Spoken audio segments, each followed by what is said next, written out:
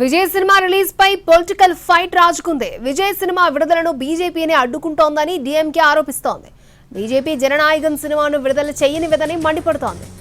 AIADMK ఎన్డీఏతో పొత్తు పెట్టుకుంటేనే cinema release అవుతుంది, లేదంటే లేదు అనే వాదన తెరపైకి తీసుకొచ్చింది అంటూ ఆరోపిస్తున్నారు.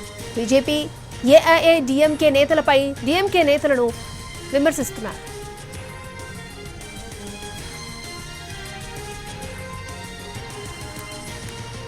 మరోవైపు విజయ్ చివరి సినిమాకు సెన్సార్ బోర్డు చుక్కలు చూపిస్తోంది. ఈ సినిమాకు సెన్సార్ సర్టిఫికేట్ ఇవ్వాలని హైకోర్టు ఇచ్చిన తీర్పును సెన్సార్ బోర్డు సవాల్ చేసింది.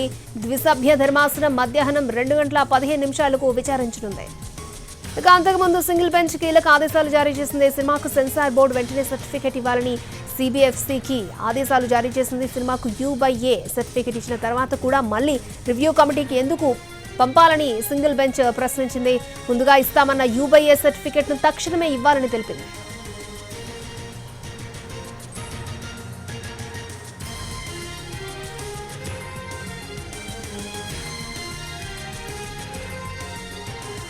విజయ్ దళపతి సినిమా రిలీజ్ పై పొలిటికల్ ఫైట్ రాజుకుంది. విజయ్ సినిమా విడుదలను బీజేపీని అడ్డుకుంటోందని డీఎంకే ఆరోపిస్తోంది. రైట్, పూర్తి డీటెయిల్స్ మా ప్రతినిధి కార్తిక్ మనకు అందిస్తారు. కార్తిక్.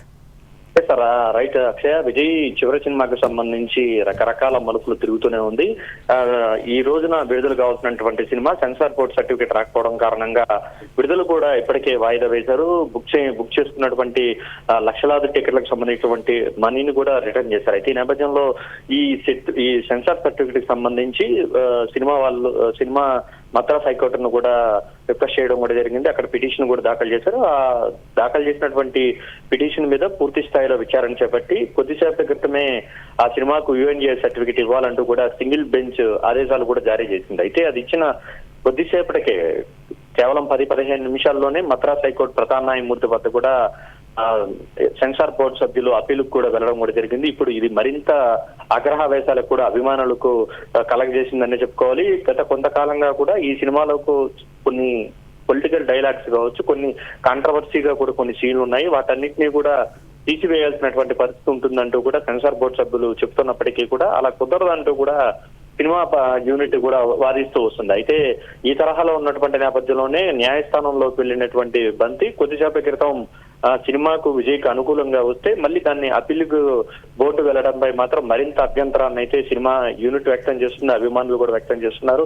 ఇదే సమయంలో పొలిటికల్ గా కూడా ఇది మరింత కాకరేపేటువంటి అంశంగా కూడా మారింది. విజయ్ సినిమాను అడ్డుకుంటోంది బీజేపీని అంటూ కూడా డీఎంకే నేతలు తీవ్ర స్థాయిలో విమర్శలు చేశారు. విజయ్ తో పొత్తు పెట్టుకుంటేనే సినిమా రిలీజ్ అవుతుంది, లేదంటే అవ్వదంటూ కూడా ఒక రకంగా బీజేపీని టార్గెట్ గా చేస్తూ కూడా డీఎంకే విమర్శలు చేస్తుంటే అలాంటిది ఏమీ లేదు.